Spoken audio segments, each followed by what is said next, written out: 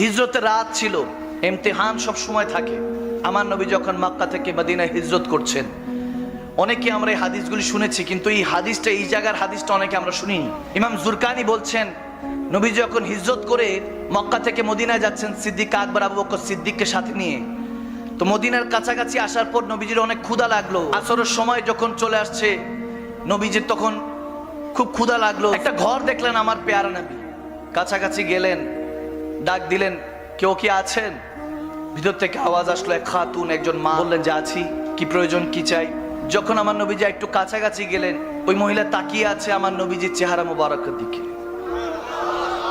ইহুদি ছিল, গুনাহগার ছিল, বেদিন ছিল, কিন্তু নবীজির দিকে তাকিয়ে আছে। নবীজি বলতেছে, খাওয়ার কিছু হবে? আমরা দুজন মুসাফির। আরবের মধ্যে একটা কালচার আছে, খুব মেহমানদারি, যেমন চট্টগ্রামে ওই কালচারটা আছে। মেহমানদারি করতে অনেক বেশি প্রাণবন্ত চট্টগ্রামের মানুষরা, ঠিক না? তেমনি ভাবে আরবের মানুষ, আমার মদিনাওয়ালা সুন্নত, মদিনার দেশের মানুষের মতো, ঠিক না? আমার নবী মেহমানদারি করতে পছন্দ করতেন।